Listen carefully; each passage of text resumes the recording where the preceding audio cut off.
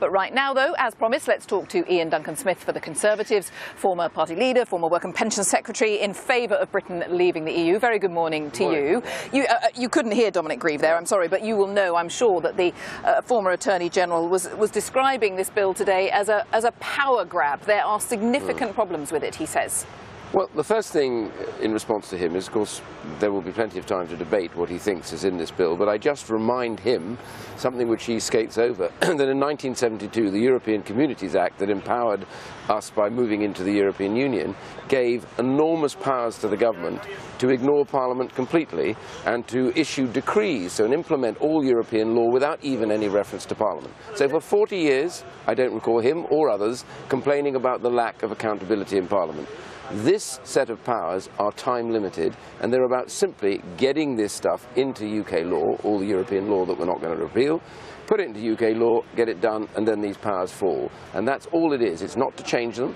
So if there's ways of scrutinising whether they change them or not, I'm in favour of that, but let's not complain about the power grab. That took place 40 years ago. This will now empower Parliament when we leave in a greater way than we've ever had for 40 years. But the fact that people like him, with the sort of role that he has had, the fact that there are many backbench MPs in your own party who are expressing similar concerns, does that not suggest that Theresa May hasn't been able to reassure people properly that there will be scrutiny? I know she says there will be scrutiny, yeah.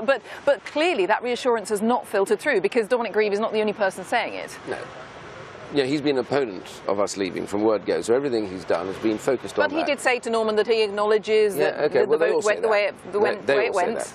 But let's just put this in context. It is a second reading today of a bill that will be debated in detail here and in the Lords. And of course there will be changes made to it.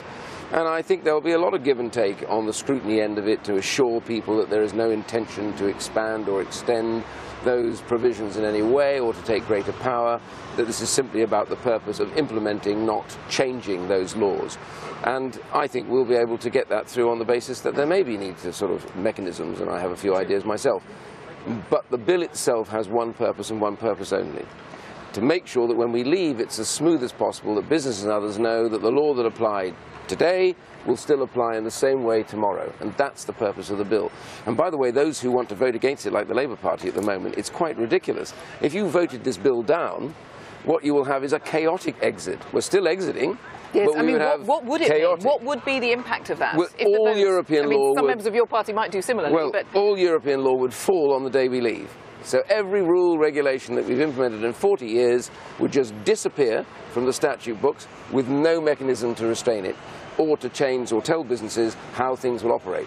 That would be chaos. So those who are, and the Labour Party is playing a silly game, by all means complain about elements of the bill and seek to get them changed, but to vote against second reading is to vote for chaotic exit, and that is the sum total of what they're doing today. Very quick thought about the devolved governments, because there are concerns there, aren't there? Yes, and again, this is all about, we'll be bringing powers back, and the government's purpose is where absolutely those powers should lie, they'll be devolved.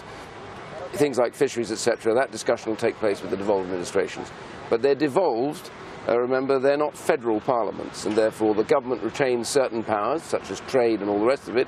They won't be devolved, but other elements that come back will be devolved, and they're making a fuss, I think, about nothing over that. It will almost certainly happen. Okay.